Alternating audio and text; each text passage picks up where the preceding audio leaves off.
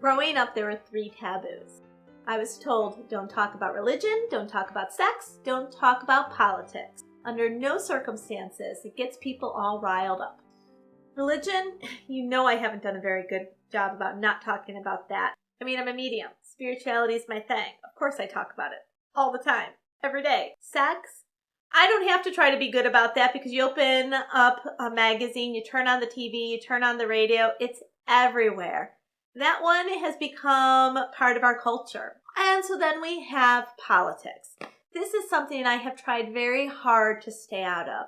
But in this election cycle, probably like a lot of you, it has been pulling me in. I turn on Facebook and I see the division between Donald supporters and Hillary supporters. It is palpable. The tension is palpable. If you've watched the debate, you can see the tension between the candidates. People are imperfect. And in this election, we are faced with 2 imperfect candidates. We have to admit that. We know that Hillary is seen as a liar, that Donald is seen as a narcissist, and people are choiced with which is the lesser of 2 evils. Or that's how many people are approaching this election. How do we change that? How do we get it so that we're not looking and coming from that place of fear and say, you know what, I'm going to vote for them and we'll see what happens 4 years down the line. That candidate that we embrace and who gets into office, if you're looking at it that way, isn't going to be able to make any difference for this country. And we're going to be exactly where we are, maybe a little bit better, maybe a little bit worse than where we are today. In some people's opinions, it could be much worse. I don't think that there's many people who right now are thinking we're going to be much better, but there is hope. And it can be much better if we change from embracing the candidate, the lesser of 2 evils, to really embracing and supporting that candidate, putting our effort behind them. The next president of the United States, each of these candidates is only one person. That one person, while can make a huge difference, it takes each and every one of you, each and every one of us, to be able to make that one person successful and make the difference when it comes to right here at home. And so how do you find within yourself to love, to embrace that candidate that you're supporting so that they have the best chance of making America great, to making America the world we want it to be? My recommendation for you is to go within. Ask yourself, what is it that's really important to me?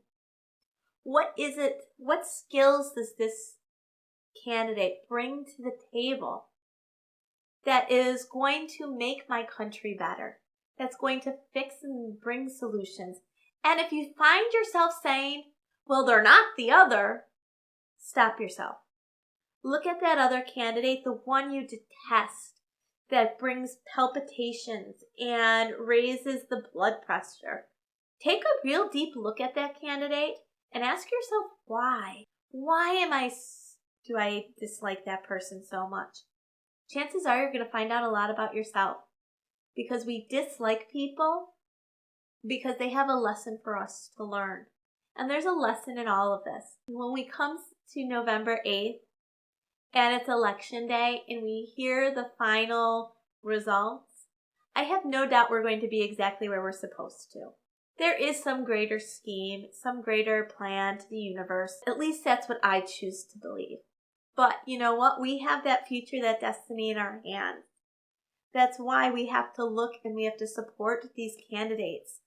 And so they can, once January rolls around and they're inaugurated, they can do their job. If we don't, no matter who's in office, isn't going to be able to do their job. So not only do I encourage you to seek and search your soul and go out and vote on November 8th, but I also encourage you to support that candidate with all your might. And whomever becomes president, if your candidate doesn't get elected, I encourage you to embrace that new president, whomever they may be. because that's the only shot our country has. Thanks so much for listening. This is probably going to be one of the few, one and only times you'll hear me talk politics. But we're in a time where it's not just about politics anymore. It's about who we are, how we live, and we all have a part in where our country is going. Thanks so much.